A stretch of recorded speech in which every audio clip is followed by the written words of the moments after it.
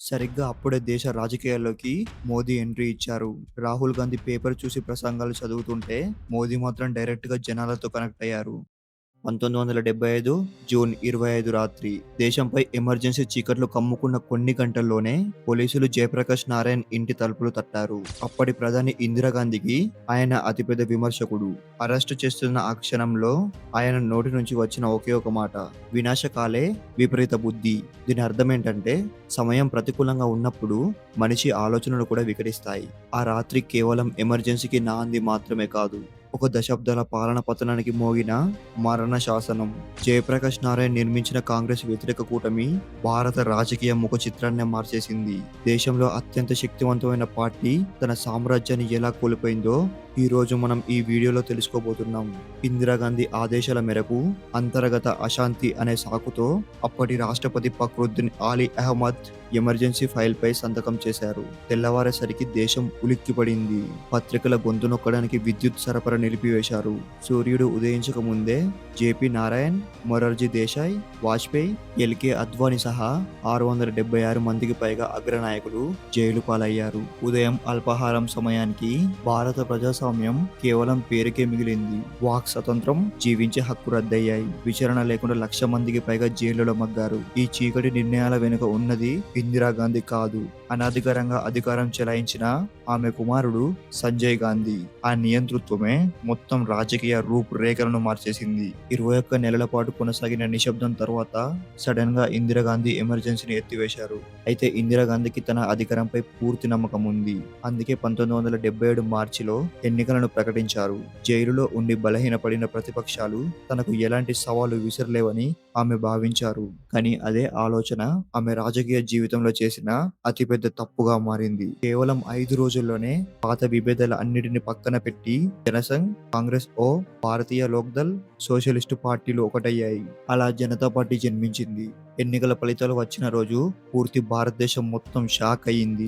Janata party 330 సీట్లు గెలుచుకోగా కాంగ్రెస్ కేవలం 154 సీట్లకే పరిమితమైంది.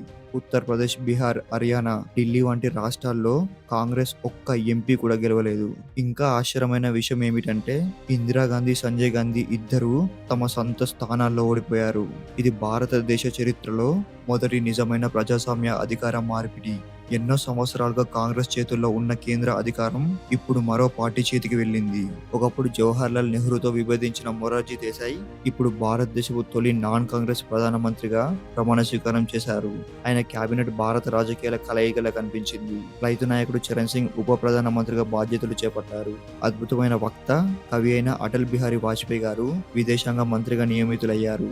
ఎమర్జెన్సీని తీవ్రంగా వ్యతిరేకించిన జార్జ్ ఫెర్నాండస్ పరిశ్రమల మంత్రిగా బాధ్యతలు చేపట్టారు. అధికారంలోకి వచ్చిన వెంటనే జనతా ప్రభుత్వం పని ప్రారంభించింది.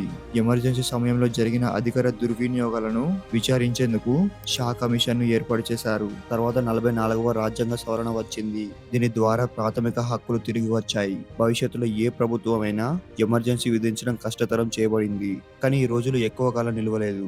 జనతా పార్టీలో అంతర్గత విభేదాలు మొదలయ్యాయి. ఐక్యత నశించింది. కుర్చీ కోసం ఆటకు మళ్లీ తెరలేచింది. తెర వెనుక నుండి ఇందిరాగాంధీ ఇదంతా గమనిస్తున్నారు. ఆపై ఇందిరాగాంధీ తన వ్యూహాన్ని అమలు చేశారు. ఆమె చరణ్ సింగ్ తో ఒక ఒప్పందం చేసుకున్నారు. చరణ్ సింగ్ ను ప్రధానమంత్రిని చేస్తానని వాగ్దానం చేశారు. దానికి బదులుగా ఇందిరాగాంధీని విచారించకూడదు. అలా జనతా పార్టీ అక్కడే ముగిసిపోయింది. చరణ్ సింగ్ కేవలం 24 రోజులు మాత్రమే నిలబడగలిగారు. ఆ తర్వాత 1980 ఎన్నికలు వచ్చాయి. కాంగ్రెస్ పూర్తి బలంతో తిరిగి వచ్చింది. కానీ అప్పటి రాజకీయాలు మునుపటిలా లేవు. దేశం మారిపోయింది. జనతా పార్టీ పోయింది, కానీ అది ఒక కొత్త మార్గాన్ని చూపించింది. ప్రజలు మౌనంగా ఉండడానికి నిరాకరించినంత కాలం ప్రజాస్వామ్యం సజీవంగా ఉంటుంది. ఇది కేవలం ఓటమి కాదు, ఇది కాంగ్రెస్ పునాదిలో పడిన మొదటి పగులు. ఈ క్షణాన్ని కాంగ్రెస్ గాని, భారతదేశం గాని ఎప్పటికీ మర్చిపోలేవు. కాంగ్రెస్ చేసిన ఒక పెద్ద తప్పేంటంటే, ప్రతి చిన్న విషయానికి ఢిల్లీ నాయకులని అడగడం.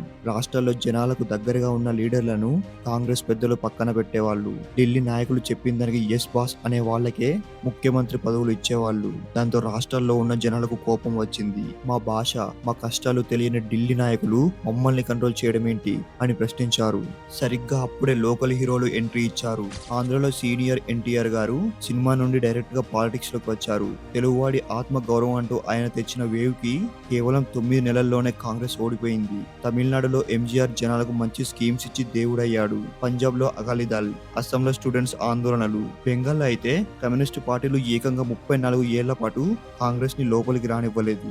దీని అర్థం ఏంటంటే 1980 చివరికి వచ్చేసరికి ఈ లోకల్ పార్టీలు చాలా స్ట్రాంగ్ అయిపోయాయి. ఢిల్లీలో ఎవరు ప్రధాని అవ్వాలో వీళ్ళే డిసైడ్ చేసే రేంజ్ కి వచ్చాయి. ఇక కాంగ్రెస్ పార్టీ సింగిల్ గా ఏమి చేయలేని పరిస్థితికి వచ్చింది. ఇక అసలు కథ ఇక్కడే ఉంది. జనతా పార్టీ విడిపోయిన తర్వాత అందులో నుంచి బయటకు వచ్చిన కొందరు నాయకులు కలిసి 1980లో ఒక కొత్త పార్టీ పెట్టారు. అదే భారతీయ జనతా పార్టీ, బీజేపీ. వాజ్పేయి దీనికి మొదటి ప్రెసిడెంట్. కానీ 1984 ఎలక్షన్స్ లో వాళ్ళకు దేశం మొత్తం మీద వచ్చింది కేవలం 2 ఎంపీ సీట్లు. కానీ అక్కడితో వాళ్ళు ఆగిపోలేదు. తమ ప్లాన్ మార్చారు. మెత్తగా ఉంటే లాభం లేదని అద్వానీ చేతికి పవర్ ఇచ్చి పార్టీని బాగా అగ్రెసివ్ గా మార్చారు. కరెక్ట్ గా అదే టైంలో అయోధ్య రామ మందిరం అనే టాపిక్ మొదలైంది. 1990లో అద్వానీ చేసిన రథయాత్ర రాజకీయాలను పూర్తిగా మార్చేసింది. ఒక పక్క కాంగ్రెస్ కేవలం గాంధీ ఫ్యామిలీ పేరు మీద నడుస్తుంటే బీజేపీ మాత్రం గ్రౌండ్ లెవెల్ నుంచి పనిచేసింది. స్టూడెంట్స్ కోసం ఏబీవీపీ, యువత కోసం యువ మోర్చా అని రకరకాల గ్రూపులు పెట్టి వాళ్ళలోంచి నాయకులను పైకి తెచ్చారు. ఇక్కడ లీడర్ కావాలంటే బ్యాక్గ్రౌండ్ ముఖ్యం కాదు, వర్క్ ముఖ్యమనే ఫీలింగ్ జనాల్లోకి తెచ్చారు.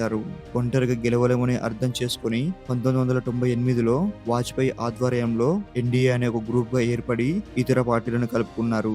అలా 2 సీట్లతో మొదలైన పార్టీ దేశాన్నే ఏలే స్థాయికి వచ్చింది. 2004లో కాంగ్రెస్ యూపీఏ మళ్లీ పవర్ లోకి వచ్చింది. మన్మోహన్ సింగ్ ప్రైమ్ మినిస్టర్ అయ్యారు. మొదటి 5 ఏళ్లు అంతా బాగానే నడిచింది. కానీ రెండోసారి గెలిచాక కాంగ్రెస్ చేసిన తప్పులు అన్ని ఇన్ని కావు. రోజుకో పెద్ద స్కామ్ టీవీలో వచ్చేది. 2G scam, Commonwealth game scam, బొగ్గు గనుల స్కామ్, ఇలా చెప్పుకుంటూ పోతే చాలానే ఉన్నాయి. అప్పట్లో ఒక ప్రభుత్వ రిపోర్టు ప్రకారం సుమారు 1,76,000 కోట్ల రూపాయల అవినీతి జరిగిందని అంచనా వేశారు. ఈ అవినీతిని చూసి జనం రగిలిపోతున్న టైంలో 2011లో అన్నా హజారే ఎంట్రీ ఇచ్చారు. అవినీతికి వ్యతిరేకంగా ఆయన ఢిల్లీలో చేసిన దీక్ష దేశాన్ని ఊపేసింది. ముసలి వాళ్ళ నుంచి స్కూల్ పిల్లల వరకు అందరూ రోడ్ల మీదకి వచ్చారు. ఫేస్బుక్, వాట్సాప్ల ద్వారా యువత మొత్తం ఒకటయ్యారు. ఆ టైంలో ప్రధాని మన్మోహన్ సింగ్ కూడా ఏమీ చేయలేని స్థితిలో సైలెంట్ గా ఉండిపోయారు. సరిగ్గా అప్పుడే దేశ రాజకీయాల్లోకి మోదీ ఎంట్రీ ఇచ్చారు. రాహుల్ గాంధీ పేపర్ చూసి ప్రసంగాలు చదువుతుంటే మోదీ మాత్రం డైరెక్ట్ గా జనాలతో కనెక్ట్ అయ్యారు. నేను ఒక మామూలు ఛాయ్ అమ్ముకునే వాడిని, వాళ్ళేమో పెద్ద రాజవంశం వాళ్ళు అంటూ జనాల ఎమోషన్స్ ను టచ్ చేశారు. అభివృద్ధి కావాలా లేక అవినీతి కావాలా అని జనాన్ని ప్రశ్నించారు. దెబ్బకు 2014 ఎన్నికల్లో కాంగ్రెస్ ఎవరు ఊహించని విధంగా కేవలం 44 ఎంపీ సీట్లకే పడిపోయింది. కనీసం ప్రతిపక్ష పార్టీగా ఉండడానికి కూడా వాళ్లకు సీట్లు సరిపోలేదు. ఇంకో పెద్ద దెబ్బ ఏంటంటే కాంగ్రెస్ ను బయటి వాళ్ళకంటే వాళ్ళ సొంత లీడర్లై ఎక్కువగా దెబ్బ కొట్టారు. కాంగ్రెస్ లో ఒకప్పుడు ముఖ్య నాయకులుగా ఉన్న వాళ్లే పార్టీ పద్ధతులు నచ్చక బయటకు వచ్చి సొంత పార్టీలు పెట్టుకున్నారు. ఆంధ్రలో జగన్, తెలంగాణలో కేసీఆర్, బెంగాల్లో మమతా బెనర్జీ, వీళ్ళంతా ఒకప్పటి కాంగ్రెస్ వాళ్లే. కానీ వాళ్లే కాంగ్రెస్ కు పెద్ద శత్రువులు అయిపోయారు. ఎమర్జెన్సీ టైంలో జేపీ నారాయణ చెప్పిన వినాశకాల విపరీత బుద్ధి అనే మాట నిజమైంది. ఆ రోజు ప్రజల గొంతు నొక్కాలని చూసినందుకు ఈ రోజు కాంగ్రెస్ పార్టీ అసలు ఉనికి కోసం పోరాడుతుంది. కానీ ఈ స్టోరీలో మనం గుర్తు పెట్టుకోవాల్సిన అసలు పాయింట్ ఏంటంటే రాజకీయాల్లో ఎవరూ శాశ్వతం కాదు. ఒక నాయకుడు వస్తాడు, ఇంకో నాయకుడు పోతాడు. కొత్త పార్టీలు పుడతాయి, పాత పార్టీలు పడిపోతాయి. కానీ దేశం అలాగే ఉండాలి. ఎవరైనా తప్పు చేస్తే వాళ్ళని ప్రశ్నించే పవర్ ఎప్పుడు ప్రజల చేతిలోనే ఉండాలి. అదే మన ప్రజాస్వామ్యం గొప్పతనం. సో కాంగ్రెస్ పతనానికి దారితీసిన మెయిన్ ఇన్సిడెంట్స్ ఏంటో మరోసారి పాయింట్స్ వైజ్ గా చూద్దాం. First point, emergency. కారణం లేకుండా నాయకులను, సామాన్య జనాలను జైల్లో పెట్టి భయపెట్టడం. సెకండ్, ఢిల్లీ పెత్తనం. రాష్ట్రాల్లో జనం బలమున్న లోకల్ లీడర్లను తొక్కేసి ఢిల్లీ నాయకులు పెత్తనం చెలాయించడం. థర్డ్, కుటుంబ పాలన. పార్టీలో కష్టపడే వారికి పవర్ ఇవ్వకుండా అంతా ఒకే ఫ్యామిలీ చేతిలో ఉంచుకోవడం. ఫోర్త్, సొంత లీడర్లు దూరం.